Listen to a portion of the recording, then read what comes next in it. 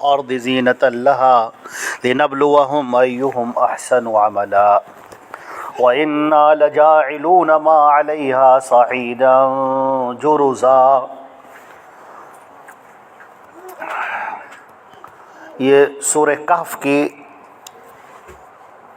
چند آیات 8 آیتیں تلاوت کی گئی۔ سورہ کہف کا انتخاب آج کے اس درس کے لیے ہم نے اس لیے کیا کیونکہ اس کے اندر بہت ساری ایسی باتیں بیان کی گئی ہیں جس کا تعلق ہمارے آج کے دور کی مادیت سے ہے۔ مادیت کا مطلب ہے کہ مال کا بڑھتا ہوا فتنہ، اور بہت ساری ایسی چیزیں ہیں جن کا تعلق اس سورہ سے ہے۔ نبی کریم صلی اللہ علیہ وسلم نے اس سورہ کی ایک خاص بات یہ بیان فرمائی ہے کہ قیامت سے پہلے دجال کا نکلنا ہوگا۔ تو اللہ کے نبی صلی اللہ علیہ وسلم نے فرمایا کہ تم میں سے کوئی بھی دجال سے ملنے کی تمنا نہ کرے، یہ آرزو نہ کرے کہ میری ملاقات دجال سے ہو جائے، لیکن اگر اس کی ملاقات دجال سے ہو جائے تو اسے چاہیے کہ وہ سورۃ الکہف کی ابتدائی یہ 10 آیات اس کے سامنے پڑھے، اور اس کی وجہ سے دجال کے فتنے سے وہ محفوظ رہے گا۔ بعض روایات میں سورہ کہف کی آخری 10 آیات کا بھی تذکر آیا ہے۔ چنانچہ ہمارے سلف کا یہ معمول رہا کہ وہ اپنے بچوں کو سورہ کہف کی کم از کم 10 آیات ضرور یاد کراتے تھے۔ جب آپ اس سورت کے اوپر غور کریں گے تو یہ نظر آئے گا کہ یہ سورہ ہمارا رشتہ اللہ رب العزت سے بہت مضبوط کرتی ہے، اور مکمل طور پر انسانی قدرت اور انسانی طاقت اور انسانی وسائل اور انسانی اسباب، ان سب سے نفی کرتے ہوئے اللہ کی قدرت کی طرف متوجہ کرتی ہے، اور ہمیں یہ یاد دلاتی ہے کہ اس کائنات کی گردش کا سبب اللہ رب العزت کا امر ہے اور حکم ہے۔ جو کچھ بھی پیش آ رہا ہے، خیر ہو یا شر ہو، یہ سب اللہ کے فیصلے ہیں اور اللہ کی جانب سے۔ چنانچہ دنیا سے ہمیں بالکل متاثر نہیں ہونا چاہیے۔ دنیا کے اندر ہم ہیں اور یہ دنیا ہمارے ہی لیے بنائی گئی ہے، لیکن اس دنیا کے اندر ہم کھو نہ جائیں، بلکہ اس دنیا کے اندر جو بھی چیزیں پیش آ رہی ہیں ان کے پیچھے جو اسباب ہیں وہ اللہ رب العزت کے ہیں، اس بات پر ہمارا یقین کامل ہو۔ جب ہم اس سیدھی ڈگر پر آ جائیں گے کہ ہمارا ہر فیصلہ اللہ کے حکم سے ہے اور ہماری زندگی کا ہر سیکنڈ اللہ رب العزت کے حکم پر ہے، جب یہ بات ہو جائے گی تو پھر ہم سامنے سے متاثر ہونا چھوڑ دیں گے۔ اب دیکھیں، اس سے پہلے دجال کے بارے میں 1-2 باتیں بیان کر دیتے ہیں اور اس کے بعد ان آیتوں کا ترجمہ انشاءاللہ پیش کریں گے۔ اللہ کے نبی صلی اللہ علیہ وسلم نے فرمایا کہ قیامت سے پہلے کا جو دور ہوگا وہ انتہائی فتنوں کا دور ہوگا۔ فتنے کا مطلب کیا ہے؟ ایمان کی آزمائش۔ اب تک ایک مسلمان اپنے آپ کو مسلمان کہتا ہے اور جی رہا ہے، زندگی گزار رہا ہے، لیکن قیامت سے پہلے اب اسے اپنے اس امتحان میں پاس ہونا ہوگا کہ وہ واقعی ایمان پر ہے کہ نہیں۔ ایمان پر ہونے اور ایمان پر نہ ہونے میں فرق ہے۔ ایک زندگی مومن کی ہے اور ایک زندگی کافر کی ہے۔ مومن کی زندگی میں اور کافر کی زندگی میں زمین آسمان کا فرق ہے۔ تو مومن کی زندگی الگ ہو جائے اور کافر کی زندگی الگ ہو جائے، اللہ رب العزت اس چیز کو آزما کر رہے گا۔ یہ اسے فتنہ کہتے ہیں۔ فتنتن کے معنی آزمائش کہتے ہیں، یہ ٹرائل، آزمانا۔ تو اللہ رب العزت قیامت سے پہلے ان مومنین کے لیے یہ جو فتنے آئیں گے وہ اسی لیے آئیں گے تاکہ مومنین کا معاملہ بالکل الگ ہو جائے. اور اللہ کے نبی صلی اللہ علیہ وسلم نے ان کے لیے بڑی بشارت بھی دی ہے, بڑی خوشخبری بھی دی ہے. یہاں تک کہ اس وقت میں نماز پڑھنے کا ثواب 50 نمازوں کے برابر قرار دیا گیا ہے. اور اللہ کی خاص عنایت ہوگی. نبی کریم صلی اللہ علیہ وسلم نے ایک مرتبہ دریافت بھی کیا کہ یہ بتاؤ ایمان میں مضبوط کون ہے؟ تو لوگوں نے کہا کہ اللہ کے رسول ایمان پر مضبوط تو ہم لوگ ہیں. تو آپ نے کہا کہ کیوں تم لوگ مضبوط کیوں نہیں ہوگے؟ تمہارے سامنے تو وحی آتی ہے, تم نے معجزات دیکھے ہیں اپنی آنکھوں سے, تمہارا ایمان کیوں نہیں مضبوط ہوگا؟ تو کہا اللہ کے رسول پھر کون؟ آپ نے فرمایا کہ ایک وہ زمانہ آئے گا کہ میرے بعد لوگ آئیں گے جو میرے اوپر ایمان لائیں گے. انہوں نے مجھے دیکھا نہیں ہوگا لیکن وہ میرے اوپر ایمان لائیں گے, مضبوط سے اس ایمان پر قائم ہوں گے. تو آپ نے فرمایا اولئک اخوانی, وہ میرے بھائی ہیں. تو صحابہ کرام نے کہا وَنَحْنُ مَنْ یا رسول اللہ, اللہ کے رسول پھر ہم لوگ کون ہیں؟ آپ نے فرمایا انتم اصحابی, تم میرے صحابہ ہو. اس کے اندر ان ایمان والوں کی بشارت سنائی گئی ہے کہ اللہ رب العزت نے ان مومنین کا بڑا خاص خیال رکھا ہے اور ان کے لیے بڑے وعدے فرمائے ہیں جو فتنوں کے دور میں جو اپنے ایمان کو بچائے ہوئے رہیں گے اور اپنے ایمان پر کھرے اتریں گے. ایک آگ لگ جائے گی پوری دنیا کے اندر چاروں طرف. یہ کیسی آگ ہوگی؟ یہ آگ ہوگی اللہ سے دور بھاگنے کی, یہ آگ ہوگی الحاد کی, یہ آگ ہوگی دہریت کی, یہ آگ ہوگی کفر کی, آگ ہوگی شرک کی, آگ ہوگی اللہ کا مذاق اڑانے کی, دین کا مذاق اڑانے کی, فرشتوں کا مذاق اڑانے کی, کتابوں کا مذاق اڑانے کی, نبی کا رسول کا مذاق اڑانے کی. یہ ایک آگ ایسی ہوگی جو چاروں طرف لگی ہوئی ہوگی اور ذہن اس سے متاثر ہو رہے ہوں گے اور دجالی طاقتیں اپنا کام کر رہی ہوں گی اور فتنہ پرور اور فتنہ پرانداز لوگ ان فتنوں کو بڑھا رہے ہوں گے اور اس آگ کو لگا رہے ہوں گے. ذہنوں کو کیپچر کیا جا رہا ہوگا کہ ان کو اسلام سے دور کر دیا جائے, ان کو دین سے دور کر دیا جائے, اللہ سے دور کر دیا جائے, رسول سے دور کر دیا جائے اور کل ملا کر دنیا ان کے سامنے رکھ دی جائے کہ بس یہی زندگی تمہاری زندگی ہے اور اس کے علاوہ کچھ نہیں. یہ فتنوں کا دور. نبی کریم صلی اللہ علیہ وسلم نے فرمایا کہ اس دور میں ایمان بچانا اتنا مشکل ہوگا کَقَابِضِ جَمْرَةٍ فِي يَدِهِ, جیسے کوئی اپنے ہاتھوں میں انگارہ لے. تو عزیزان محترم, آپ اس بات کو سمجھ رہے ہیں اچھی طرح سے کہ فتنوں کا وہ دور شروع ہو چکا ہے اور ہم لوگ جس طرح بھی ایمان کے حامل ہیں, جو بھی ہمارے سینے میں ایمان ہے, ہمیں ان فتنوں کے سامنے اپنے ایمان کی گواہی دینی ہے. ہمیں اللہ رب العزت کی اس آزمائش میں پورا اترنا ہے.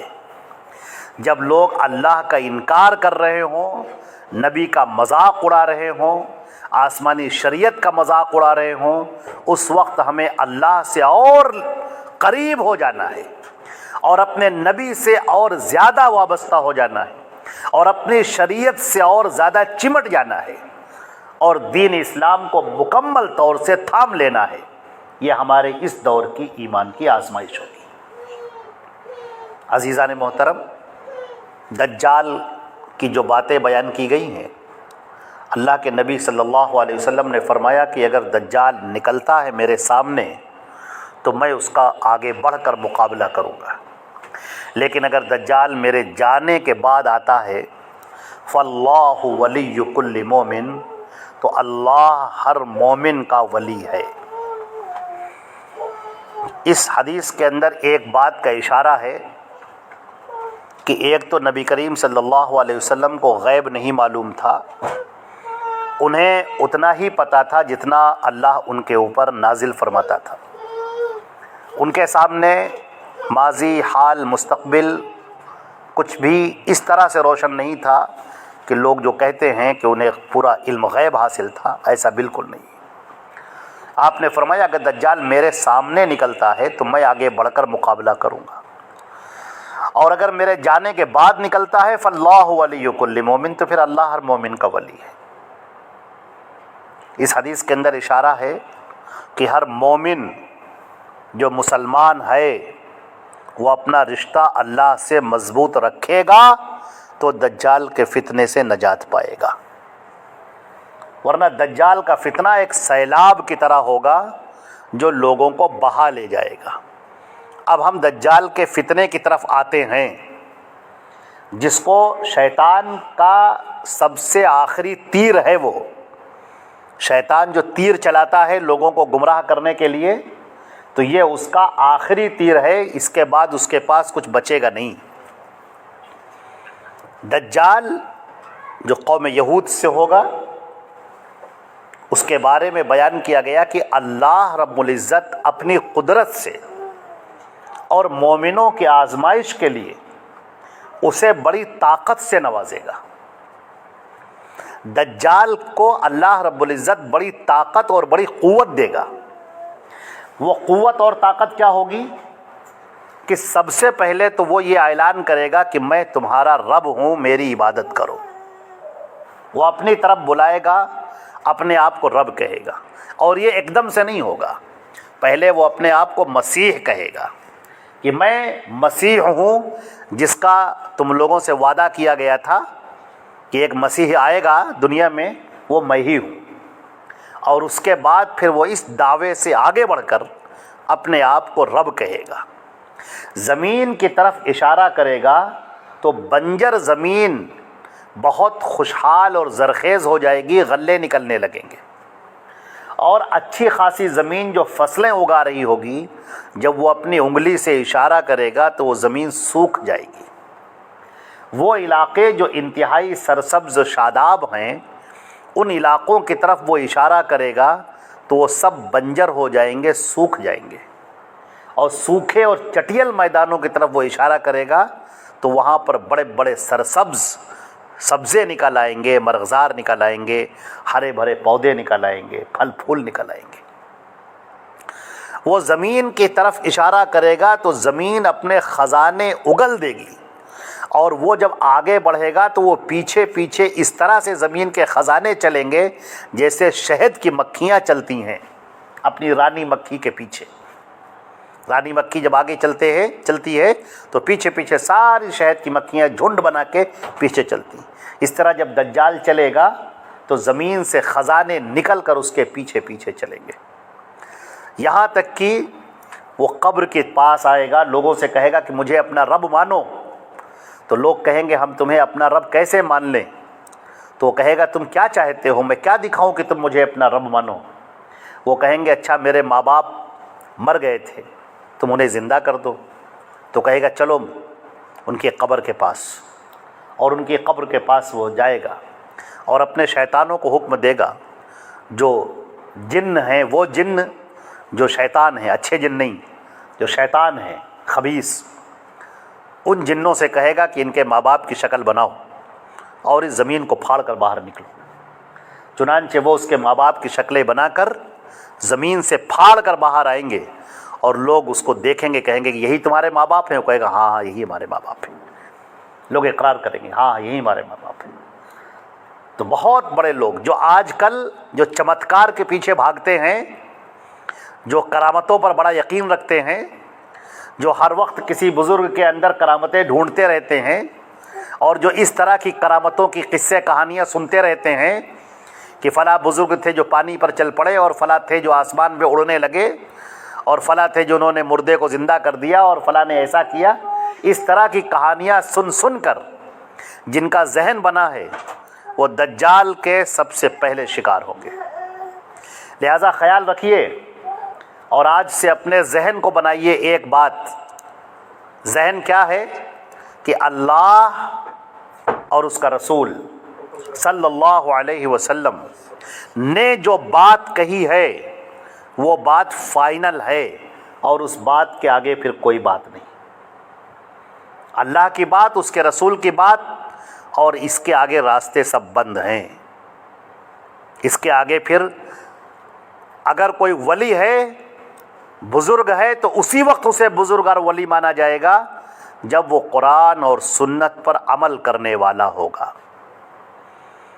اگر وہ کوئی ایسا لفظ کہنے والا ہو جو کفریہ ہو یا شرکیہ ہو، یا اس کا کوئی عمل کفریہ ہو یا شرکیہ ہو، تو اس سے بیزاری کا اظہار کیا جائے گا، اس سے اعلان براءت کیا جائے گا اور اس سے دور رہا جائے گا۔ خبردار، چمتکاروں کے چکر میں مت آنا، جھوٹی کرامتوں کے چکر میں مت آنا، جو قصے اور کہانی گڑھ گڑھ کر جو لوگوں کے طور پر منسوب کیے گئے ہیں، اپنا ذہن ویسا مت بنانا۔ سب سے بڑی کرامت جانتے ہیں کیا ہے؟ سب سے بڑی کرامت جو ہر مومن کی ہے، سب سے بڑی کرامت یہ ہے کہ آپ اللہ کے اتارے ہوئے دین پر، نبی کی سنتوں کے مطابق عمل کرنے والے ہیں۔ اگر آپ اللہ کو یاد کرنے والے ہیں، پانچوں نمازوں کی پابندی کرنے والے ہیں، اور آپ کی زندگی سنتوں سے مزین ہے، تو آپ کی یہ کرامت ہے۔ اگر آپ آگے بڑھتے ہیں، اگر ہماری خواتین ہیں، ہماری عورتیں، اگر وہ بے پردگی سے بچ رہی ہیں آج کے اس دور میں، جبکہ لڑکیوں کو اپنے آپ کو ننگا کرنے کا شوق ہے اور اب تو یہ فیشن بنا جا رہا ہے، اگر کوئی پردہ کرنا شروع کرے تو لوگ اسے بڑی عجیب نگاہوں سے دیکھتے ہیں، گویا وہ اس دنیا کی ہے ہی نہیں۔ اور صحیح بات ہے، وہ واقعتاً اس دنیا کی نہیں ہے، وہ جنت کی ہے، وہ جنت کی رہنے والی ہے، وہ جنت کی باشندہ ہے، وہ اس دنیا میں بہت چند دنوں کے لیے ہے۔ لیکن آج کل ہماری مائیں بہنیں بھی بے پردگی کی طرف اس قدر آگے بڑھ گئی ہیں کہ جن چیزوں سے اللہ نے منع کیا، جن چیزوں سے اس کے رسول نے منع کیا اور سختی کے ساتھ منع کیا، لیکن آج وہ ہمارے گھروں کے اندر بے پردگی آ رہی ہے، ناچ اور گانا آ رہا ہے، ناچ اور گانے سے محبت آ رہی ہے۔ ایسی عورتوں کو لوگ دیکھ رہے ہیں جو بے حیا ہیں اور آبرو باختہ ہیں، اور ایسے مردوں کو لوگ عورتیں دیکھ رہی ہیں جو آبرو باختہ ہیں، بے حیا ہیں، بے شرم ہیں۔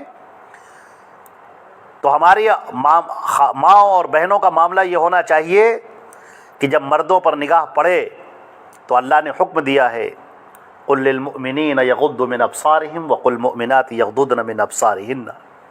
اے نبی، آپ مومن مردوں سے کہہ دیجئے کہ وہ اپنی نگاہوں کو جھکا لیں، اور مومن عورتوں سے کہہ دیجئے کہ وہ اپنی نگاہوں کو جھکا لیں۔ یہاں پر جو مومنات کا لفظ اللہ نے کہا ہے، وَقُلْ لِلْمُؤْمِنَاتِ، اے نبی آپ مومن عورتوں سے کہہ دیجئے، اس کا مطلب یہ ہے کہ اے نبی آپ کہہ دیجئے وہ مومن عورتیں جو میرے اوپر ایمان لائی ہیں، وہ غیر مردوں کو ہرگز نہ دیکھیں، ان سے اپنی نگاہوں کو جھکا لیں، ایسوں سے دور رہنے کی کوشش کریں۔ آج کل واٹس ایپ کے اوپر بہت زیادہ سلسلہ چل پڑا ہے، سوشل میڈیا کے بڑے پلیٹ فارم مہیا ہو گئے ہیں، فیس بک کے ذریعے، انسٹاگرام کے ذریعے سے، واٹس ایپ کے ذریعے سے، اور بھی بہت سارے جو سوشل میڈیا ہے جس کے ذریعے سے ہماری بچیاں، ہمارے بچے بہت بگڑ رہے ہیں اور بہت اخلاق ان کے خراب ہوتے چلے جا رہے ہیں۔ غیر مردوں سے بات کرنا یا غیر عورتوں سے بات کرنا، نامحرموں سے بات کرنا، یہ عام ہوتا جا رہا ہے، پھیلتا جا رہا ہے۔ مزے کی بات یہ ہے کہ لوگ اس کو برا نہیں سمجھ رہے۔ وائے ناکامی متاع کارواں جاتا رہا، کارواں کے دل سے احساس زیاں جاتا رہا۔ مسئلہ یہ نہیں ہے کہ آپ کا سامان لٹ گیا ہے، مسئلہ یہ ہے کہ آپ کو لوٹنے کا احساس بھی نہیں۔ تو اللہ کا جو حکم ہے، شریعت پر جب آپ چل رہے ہیں، یہ آپ کی آزمائش ہے اس دور میں، جن کے لیے آسمانوں پر فرشتے دعائیں کرتے ہیں، وہ مومن مرد اور وہ مومن عورتیں جو اپنی زندگی کو اللہ اور اس کے رسول کے احکام پر لگا رہے ہیں، وہ ہمیشہ یہ دیکھتے ہیں کہ کوئی خوش ہو ناخوش ہو، ہمیں اس سے مطلب نہیں، ہمیں مطلب اس بات سے ہے کہ اللہ خوش ہے یا ناراض ہے، ہم نے نبی کے حکم کے مطابق کام کیا کہ نبی کے خلاف کام کیا، ان کو غرض اس سے ہے۔ وہ جانتے ہیں کہ چند رشتوں کے کھلونے ہیں جو ہم کھیلتے ہیں، ورنہ سب جانتے ہیں کون یہاں کس کا ہے۔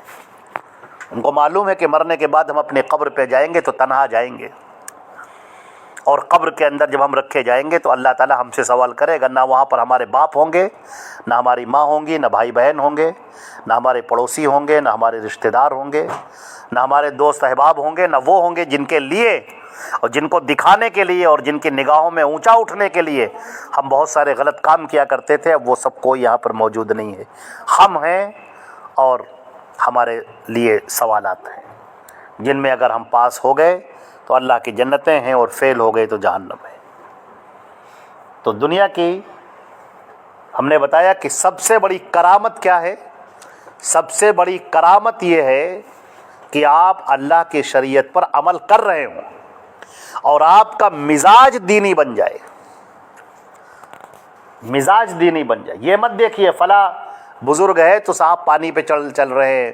بزرگوں کے واقعات سنا کر لوگوں نے ذہن کے اندر اس طرح سے بھر دیا ہے کہ اب قرآن اور حدیث کی جب بات کی جاتی ہے تو وہ بات جلدی سمجھ میں نہیں آتی۔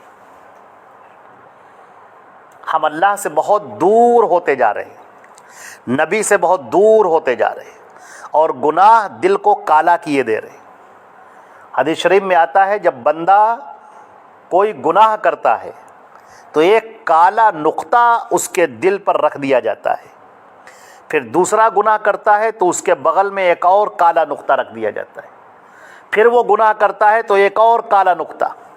اگر توبہ کر لیتا ہے تو یہ نقطے مٹا دیے جاتے ہیں، اور اگر توبہ نہیں کرتا ہے تو وہ گناہ ایسے ہی باقی رہتا ہے کالا، یہاں تک کہ پورا دل کالا ہو جاتا ہے۔ ہمارے نبی صلی اللہ علیہ وسلم نے جب یہ حدیث سنائی تو آپ نے فرمایا کلا بل ران علی قلوبہم، یہی ہے کہ ان کے دل جو ہیں وہ کالے ہو گئے ہیں، سیاہ ہو گئے ہیں انہی گناہ کر کر کے۔ تو شیطان مردود نے تو ہم کو ایسے بہکا رکھا ہے کہ ہم اللہ سے استغفار بھی نہ کر سکیں، ہم اللہ سے توبہ بھی نہ کر سکیں، ہم گناہوں کی بخشش بھی نہ مانگ سکیں، ہماری آنکھوں سے آنسو کے قطرے بھی نہ جاری ہوں اللہ کے لیے۔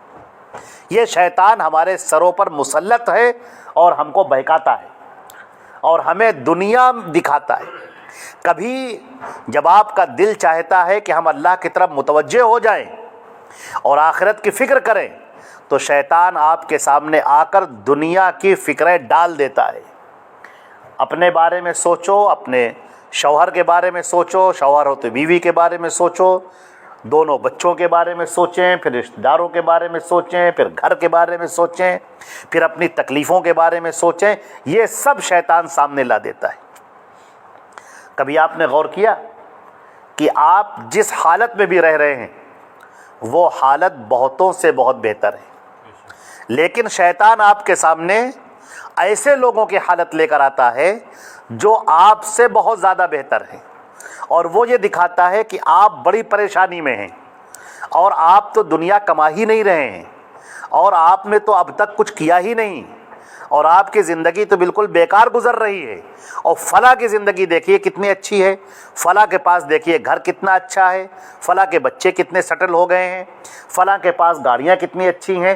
یہ سب چیزیں آپ کے سامنے شیطان لاتا ہے تاکہ آپ اللہ کی طرف متوجہ نہ ہوں، بلکہ اسی دنیا میں گھوم پھر کر چکر لگاتے رہیں، اور آپ کی جو بھی عمر اللہ نے لکھی ہے وہ عمر پوری ہو جائے اور آپ بغیر کوئی عمل کیے ہوئے آرزوؤں اور تمناؤں کی ایک لسٹ لیے ہوئے اس دنیا سے چلے جائیں، اور جو اللہ نے دے رکھا ہے اس کے اوپر شکر کی آپ کو توفیق ہی نہ ہو، کیونکہ جب آپ اپنے آپ کو پریشانی میں جانیں گے تو پھر شکر کیسے ادا کریں گے؟ اور اللہ کو سب سے زیادہ پسندیدہ چیز کیا ہے کہ بندہ نعمتوں پر اللہ کا شکر ادا کرے، کفران نعمت نہ کرے، ناشکری نہ کرے، جو بھی دیا ہے اس کے اوپر اللہ کا شکر ادا کرے۔ جتنا وہ اللہ کا شکر ادا کرے گا اللہ تعالیٰ فرماتا ہے ہم اسے اور دیں گے۔ اللہ کو یہ بات انتہائی ناپسند ہے، انتہائی ناپسند ہے کہ بندہ اللہ کی نعمت کی ناشکری کرے۔ شیخ سعدی فارسی کے ایک بڑے شاعر ہیں، وہ کہتے ہیں کہ ایک مرتبہ میں سفر میں جا رہا تھا، میرے جوتے چوری ہو گئے اور مجھے پیدل چلنا پڑا، تو میں نے ہاتھ اٹھائے اور اللہ کی بارگاہ میں نے یوں کہا کہ اے میرے رب، میں تو نکلا ہوں تیرے راستے میں علم کو حاصل کرنے کے لیے اور مجھے ننگے پیر چلنا پڑ رہا ہے، کہ میرے پیروں میں کانٹے چبھ رہے ہیں, پتھر چبھ رہے ہیں. کہتے ہیں کہ یہ میں نے کہا اور تھوڑی دور آگے چلا مسجد میں نماز پڑھنے کے لیے, تو میں نے کیا دیکھا کہ ایک وہ شخص ہے جس کے دونوں پیر کٹے ہوئے ہیں اور وہ ہاتھوں کے بل کولہوں سے گھسٹتا ہوا چل رہا ہے. جب میں نے اسے دیکھا تو مان یہ خیال آیا کہ یہ میں نے انتہائی ناشکری کا جملہ ادا کیا کہ میرے پیر میں جوتے نہیں ہیں, اس پر مجھے اتنی ناشکری ہوئی, لیکن یہ میں نے نہیں دیکھا کہ میرے پیر تو سلامت ہیں, اور اس کو دیکھ لو, اس کے تو بیچارے کے پاس پیر بھی نہیں ہیں. اللہ تعالیٰ چاہتا تو ہمیں اسی طرح سے کر دیتا. اس سے ہمیں کیا سبق ملتا ہے کہ ہم جس حال میں ہیں ہم یہ دیکھیں کہ یہ جو زندگی ہم جی رہے ہیں کتنوں سے بہتر ہے, کتنے لوگوں سے اچھے. بعض ہماری بیویاں ہیں جو اپنے شوہروں کا بڑا شکوہ کرتی ہیں, ہمارے شوہر اچھے نہیں ہیں تو سیدھے منہ بات نہیں کرتے, تو ایسے نہیں کرتے. کبھی آپ نے نگاہ اٹھا کر دیکھا ایسی بھی عورتیں ہیں جن کے سر میں سفیدی آ چکی ہے, بوڑھاپے کی طرف چل پڑی ہیں وہ, اور ان کے ابھی رشتے بھی نہیں ہوئے. وہ کس طرح سے پریشانیوں میں زندگی گزر رہی, کبھی ان سے آپ اکیلے میں مل کے پوچھیں تو آپ کو بتائیں گے کہ سماج کے اندر رہنا کتنا مشکل ہو رہا ہے. کتنی ایسی خواتین ہیں جن کو ان کے شوہروں نے چھوڑ دیا اور چلے گئے, اور وہ اپنے بچوں کو لے کر اکیلے تنہا زندگی گزار رہی. ان کے اوپر کیا کیا پریشانیاں آ رہی, کیا کیا دقتیں آ رہی. جس شوہر کی آپ ناشکری کر رہی ہیں, نہ معلوم کتنے ہیں جو اس سے بھی محروم ہیں. جن بچوں کو آپ برا بھلا سمجھ رہی ہیں, کتنے ایسے بچے ہیں جو انتہائی خراب ہے, جو ماں باپ یہ دعائیں کرتے ہیں کہ میرا بچہ مر جائے تو چاہے. میرے پاس, میں آپ کو اپنا سچا واقعہ بتاتا ہوں, میرے پاس ایک فون آیا باقاعدہ, اور ایک صاحب روتے ہوئے کہنے لگے کہ مولانا صاحب کیا اپنے بیٹے کے لیے مرنے کی دعا کرنا جائز ہے, کہ میں اپنے بیٹے کے لیے یہ دعا کروں کہ اے اللہ اس کو موت دے دے. اتنا میں پریشان ہو چکا. آپ اپنے بچوں کو دیکھیے, وہ آپ کے بچے آپ کی آنکھوں کے سامنے ہیں, ٹھیک ہے ہیں کچھ خرابیاں ہوں گی, آپ ان کی تربیت کیجئے, سمجھائیے پیار سے, لیکن ذرا یہ بھی سوچئے کہ کتنے اور ہیں جو اس سے بھی زیادہ برے ہیں. آج ہمارے بہت سارے شوہر ہیں جو اپنی بیویوں کے اوپر ہر طرح سے ان کے اندر کمیاں نکالتے رہتے ہیں, یہ ایسی نہیں ہے تو یوں نہیں ہے تو ایسی نہیں ہے. خاص طور سے سوشل میڈیا نے سب کو برباد کر رکھا ہے. ہر آدمی وہ اس فوٹو اور فلموں کے اندر جو چیزیں دکھائی جا رہی ہیں ویسی عورتیں ڈھونڈ رہا ہے. وہ جن کو گیٹ اپ ہونے کے لیے نہ معلوم کتنا خرچہ کرنا پڑتا ہے, جن کے اوپر 1 گھنٹے کی اگر کوئی چیز, کوئی مووی دکھانی جانی ہے, کوئی شوٹ ہونا ہے تو اس کے اوپر نہ معلوم کتنا پیسہ خرچہ ہوتا ہے, اور اس کے بعد پھر وہ اپنی اصلی حالت پر آ جاتی. لیکن لوگوں کے سامنے وہی گلیمر ہے. لوگ ڈھونڈتے ہیں ہماری بیوی ایسی ہونی چاہیے. لوگوں نے جو کہانیوں میں پڑھ رکھا ہے, ناولوں میں پڑھ رکھا ہے, وہ اپنی بیویوں کے اندر ڈھونڈتے ہیں ایسی ہونی چاہیے, یوں ہونی چاہیے. کبھی آپ سوچ کر دیکھیں, جب آپ کو اپنی بیویوں سے شکایت ہو تو آپ یہ سوچ کر دیکھیں کہ آپ کی بیوی میں اچھائیاں کیا کیا ہیں. ایک لسٹ بنائیے ان کی کہ آپ کی بیوی میں اچھائیاں کیا کیا ہیں, خوبیاں کیا کیا ہیں.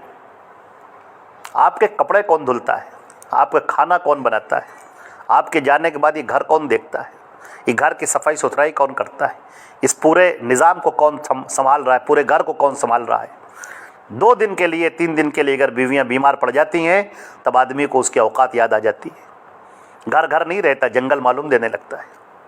پتہ نہیں ہوتا کون سامان کہاں رکھا ہے. جب تک نعمت ہمارے پاس ہے ہم اس کی قدر نہیں کرتے, جب نعمت چھن جاتی ہے تو پھر ہمیں یاد آتی ہے. لہٰذا جس حال میں آپ ہیں اس حال میں اللہ کا شکر ادا کریں, اور یہ سوچیں کہ جو لوگ یہ بھی نصیب نہیں ہے ان کا کیا عالم ہے, جن کو یہ بھی میسر نہیں ان کا کیا عالم ہے.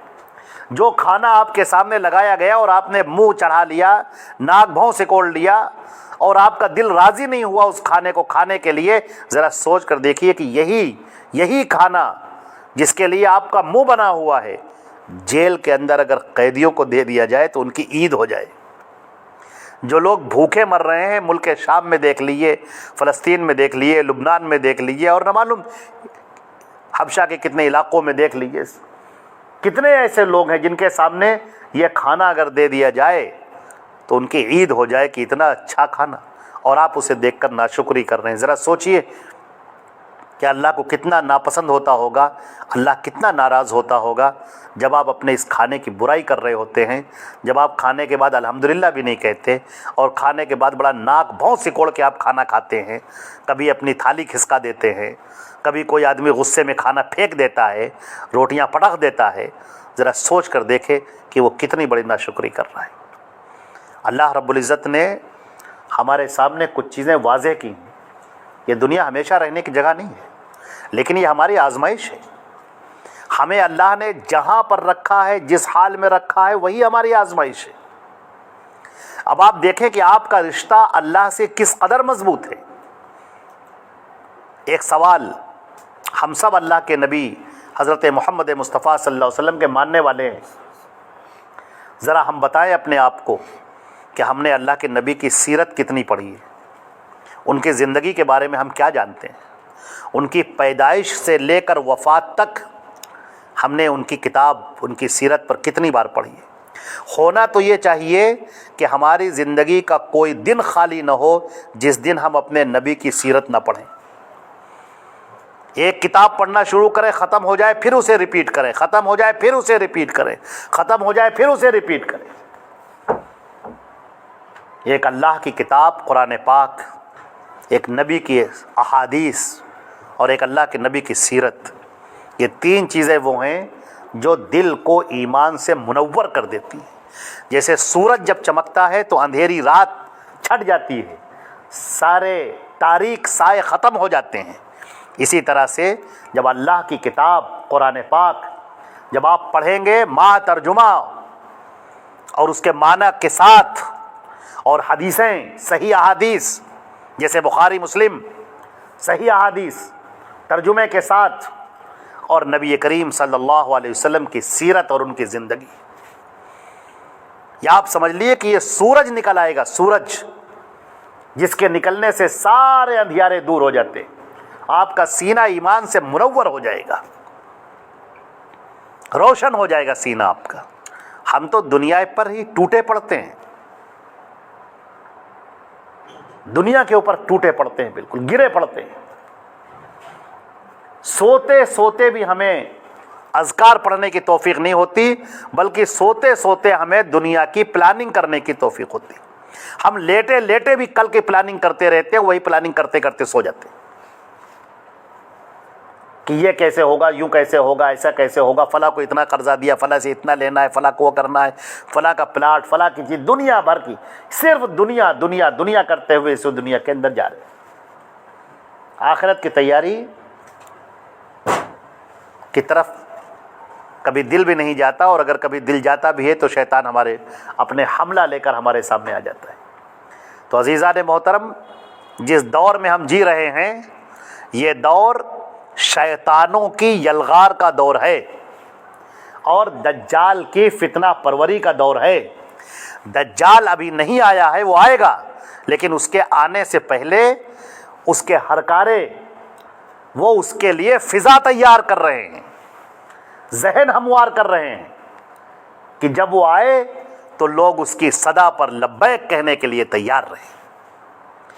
वही आदमी इस फितने में पड़ जाएगा, दज्जाल के फितने में, जो अल्लाह और उसके रसूल से अपने ताल्लुक़ को मजबूत नहीं रखेगा और दीन को अच्छी तरह से नहीं समझेगा।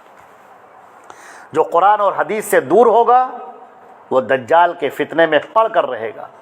वो चमत्कार जब देखेगा और उसकी जो चीज़ें देखेगा तो वो कहेगा कि हाँ हाँ ये तो बिल्कुल सही है। आज कितनी ही हमारी बच्चियां हैं जो मुर्तद हो रही हैं। कभी आपने गौर किया, हमने जब इन असबाब पर गौर किया तो मुझे 3 असबाब नज़र आए हमारी बच्चियों के मुर्तद होने के।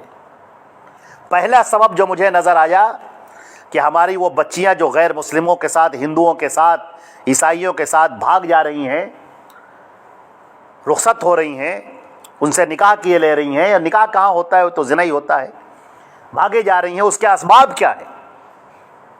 میں نے جو غور کیا تو مجھے 3 اسباب نظر آئے۔ پہلا سبب جہالت ہے۔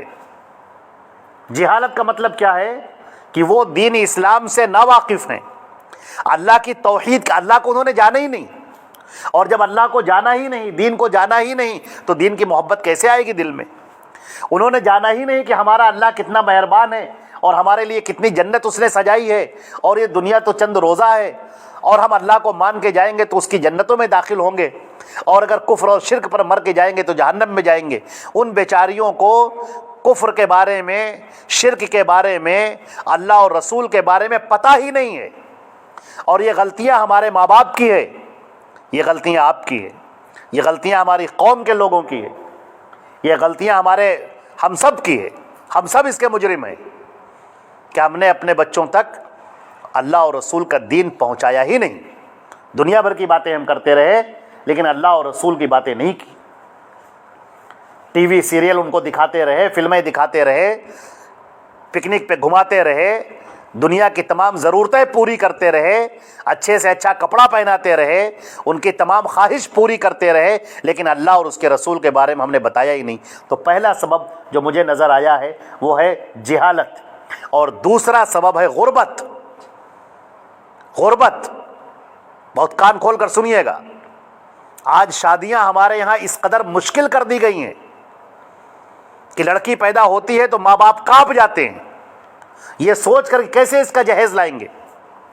آج میں نے دیندار گھرانوں میں دیکھا ہے، جو دیندار ہیں، نمازیں پڑھنے والے، روزہ رکھنے والے، تہجد پڑھنے والے، اوابین پڑھنے والے، صلاۃ الضحیٰ، صلاۃ اشراق پڑھنے والے، ہر وقت اپنے ہاتھ میں تسبیح رکھنے والے، بازاروں میں جا رہے ہیں تو تسبیح لے کے جا رہے ہیں، ایسے ایسے لوگ دینداری کا جو ٹھپا لگائے ہیں، ان کو میں نے دیکھا ہے کہ ان کے یہاں جب کوئی شادی کا موقع ہوتا ہے تو فضولیات کی بے انتہا رسمیں ہوتی ہیں جو ہفتہ بھر چلتی ہیں، ہفتہ بھر رسمیں چلتی ہیں وہ، اور سارا طریقہ غیر مسلموں کا طریقہ۔ دلہا دلہن، ابھی ہم کو ابھی نکاح پڑھانے کا موقع ملا،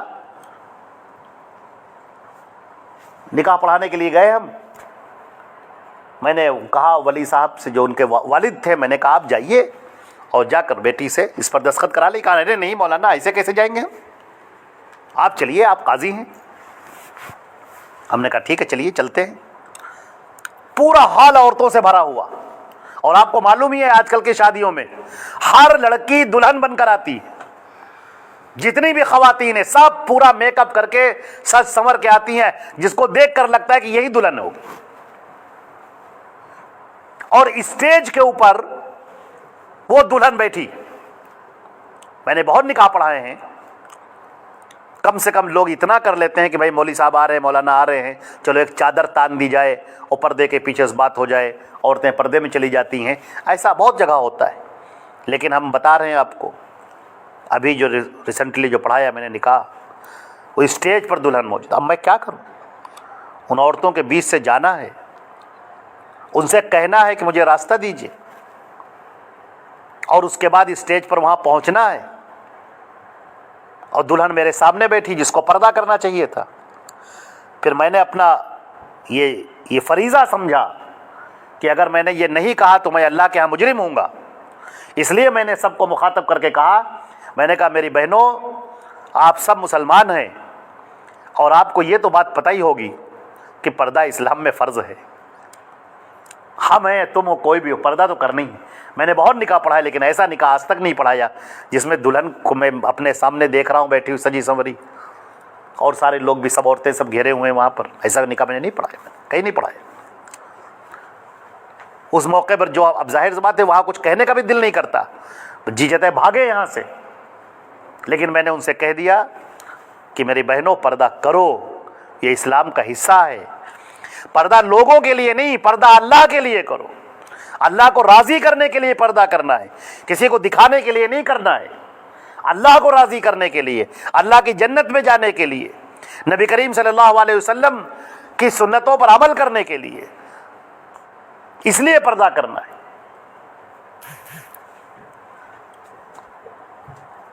میرے عزیزوں، میری بہنوں، میری ماؤں بہنوں، ان پہلوؤں پر ہمیں توجہ کرنے کی بہت زیادہ ضرورت ہے، اس لیے کہ جو فتنے آ رہے ہیں وہ ہر آنے والا دن پہلے سے بھی زیادہ سنگین ہے۔ آج کا جو دن گزر گیا وہ خیر سے گزر گیا، اگلا جو دن آنے والا ہے وہ اس سے زیادہ سخت ہوگا، اس کے بعد جو آئے گا وہ اس سے زیادہ سخت ہوگا۔ فتنے بہت تیزی سے پل رہے ہیں، جراثیم کی طرح فضاؤں میں پھیلے ہوئے ہیں، آپ سانس لیں گے اور فتنے آپ کے اندر چلے جائیں گے۔ ان میں ہمارا جو مومن مرد اور ہماری جو مومن خاتون، جو مومن عورت اللہ اور اس کے رسول کی باتوں پر عمل کرنے والے ہو، وہ اس دور کے ولی ہیں۔ یہ وہ ہیں کہ زمین پر یہ چلتے ہیں اور آسمان سے فرشتے ان کے لیے دعائیں کرتے ہیں۔ یہ وہ ہیں جو قرآن اور سنت پر عمل کرنے والے۔ آپ اللہ کے لیے عمل کیجئے، زندگی کو ہمیشہ مختصر جانیے۔ دنیا ہی سب کچھ نہیں ہے، دنیا بہت جلد ختم ہو جانے والی ہے۔ ہمیشہ اپنی قبر کو یاد کیجئے، آخرت کو یاد کیجئے، مرنے کے بعد کی زندگی کو یاد کیجئے۔ قرآن پاک روزانہ پڑھیے ترجمے کے ساتھ، حدیثیں روزانہ پڑھیے ترجمے کے ساتھ، نبی کریم صلی اللہ علیہ وسلم کی سیرت روز پڑھیے ترجمے کے ساتھ۔ دجال کا جو فتنہ ہے وہ اس طور پر ہے کہ لوگوں کے ذہنوں کو اپنی طرف اچک لے گا۔ ہمارے نبی نے اس کا جو حل بتایا ہے، وہ حل یہ بتایا ہے کہ وہ اللہ سے وابستہ رہے۔ اور یہاں پر سورۃ الکہف کی جو میں نے آیتیں پڑھی ہیں، میں ان کا ترجمہ پیش کرتا ہوں آپ کے سامنے۔ بسم اللہ الرحمن الرحیم۔ اللہ نے فرمایا الحمدللہ الذی انزل علی عبدہ الکتاب، تمام تعریفیں اس اللہ کے لیے ہیں جس نے اپنے بندے پر کتاب نازل کی۔ یہ کتاب نازل کی، یہ اللہ کا بہت بڑا احسان ہے کہ اس نے ہمارے لیے اپنا کلام نازل کر دیا۔ اللہ ہم سے باتیں کر رہا ہے، جیسے کہ یہ خط، کوئی خط آتا ہے تو آدمی دوڑ کر اسے پڑھتا ہے، کیا لکھا ہے خط میں، کیا معنی۔ اور قرآن پاک تو وہ ہے، آپ اس پر جتنا غور کریں گے اتنی ہی آپ کو لذت ملے گی، آپ کا ایمان مضبوط ہوگا، آپ کے سامنے بہت ساری چیزیں روشن ہوتی چلی جائیں گی اور اللہ رب العزت کی عنایتیں ہوتی چلی جائیں گی۔ ایک حرف کے اوپر 10 نیکی ہے۔ اور نبی کریم صلی اللہ علیہ وسلم نے کہا میں یہ نہیں کہتا کہ الف لام میم ایک حرف ہے، بلکہ الف حرف و لام حرف و میم حرف۔ جس نے اپنے بندے پر کتاب نازل کی، ولم یجعل لہ عوجا، اور اس میں کوئی ٹیڑھ نہیں رکھا ہے۔ ٹیڑھا پن جو ہوتا ہے بات کو نہ سمجھنے والا۔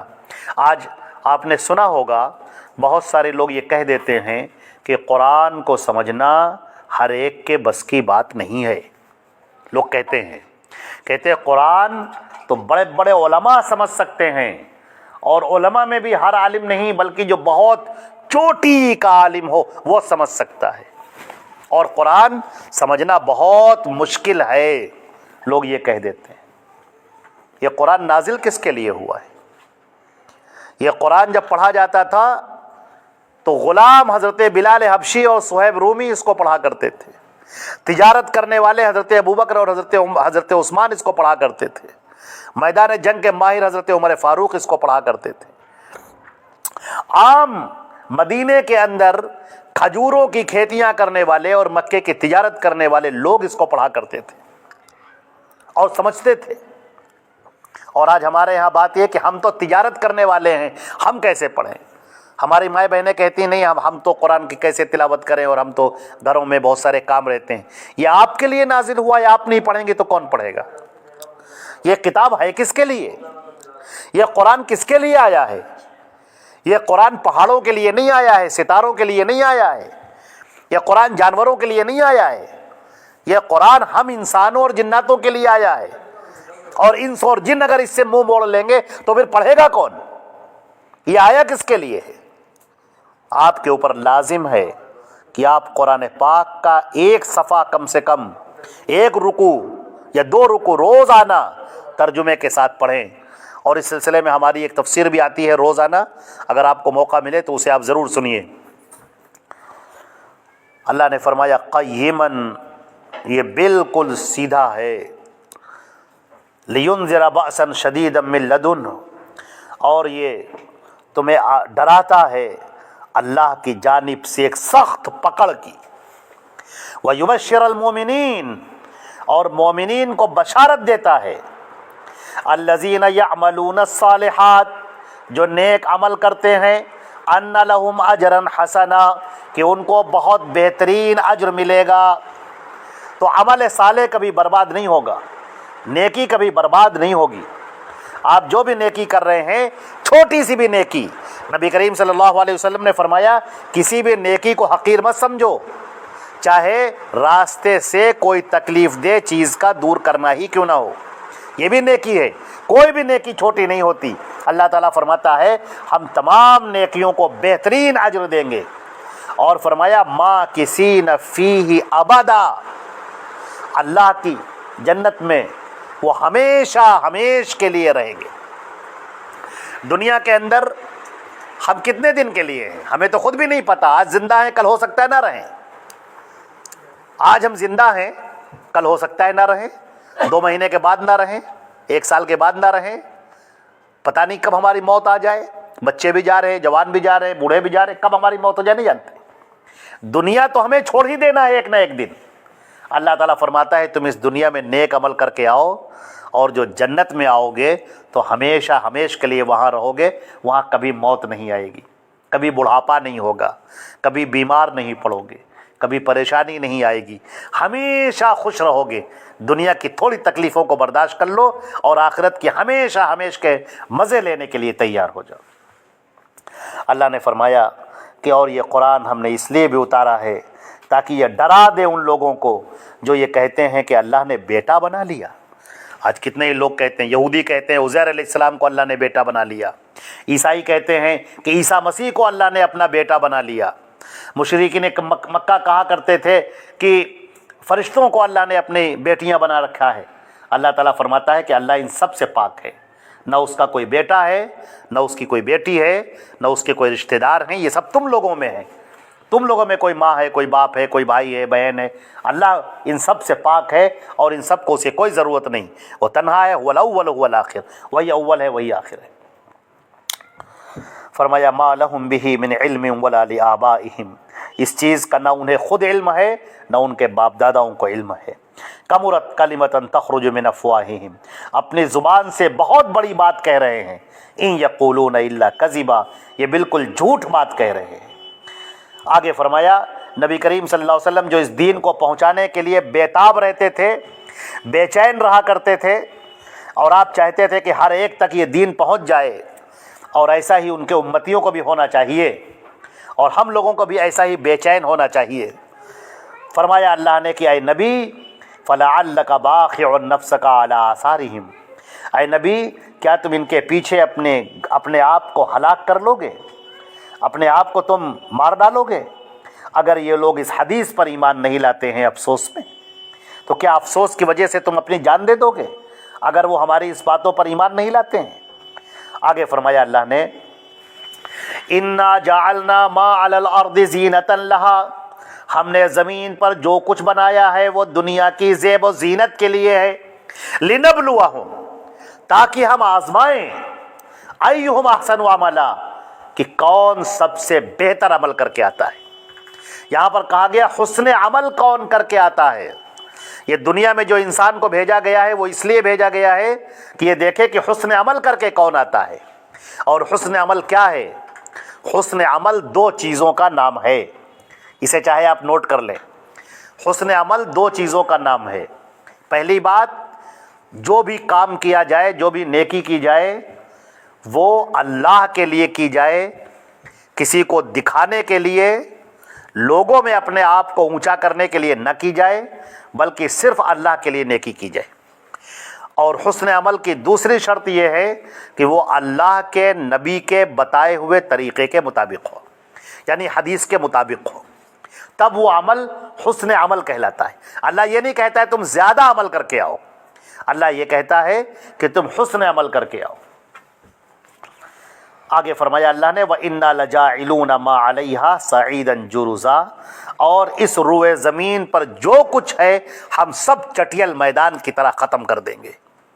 کوئی بھی چیز یہاں پر باقی نہیں رہے گی، سب ختم ہو جائے گا، ساری دنیا تباہ کر دی جائے گی، اس دنیا کو بالکل بدل دیا جائے گا اور تم ہمارے سامنے کھڑے ہوگے.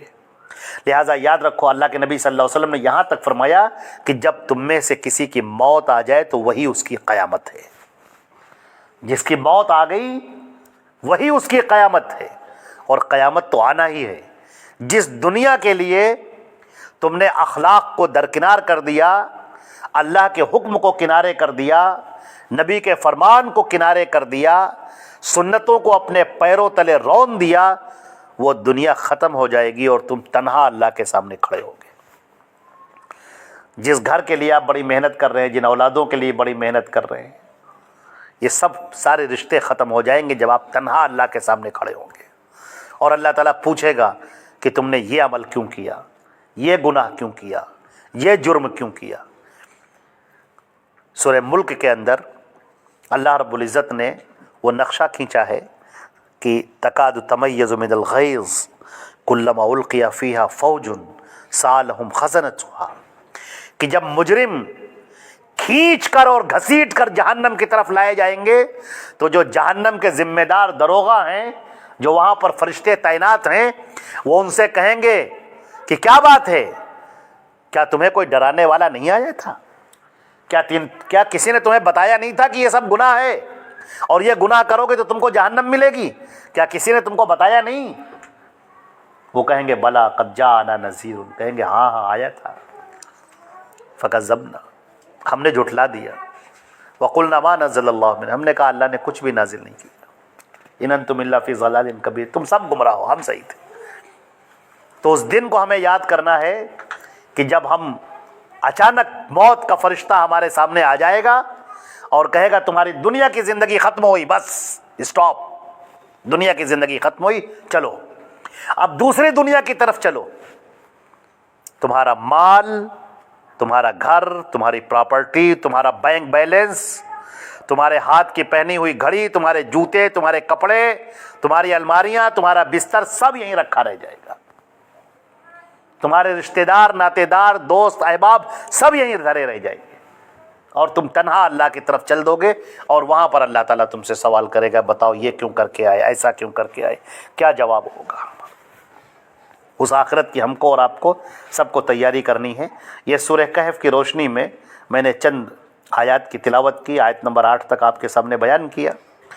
بہت پوری سورہ ہے یہ، اور اس کے اوپر ہمارا درس بھی موجود ہے، اور دجال کے اوپر بھی ہمارا پورا درس موجود ہے، دجال کون کے نام سے.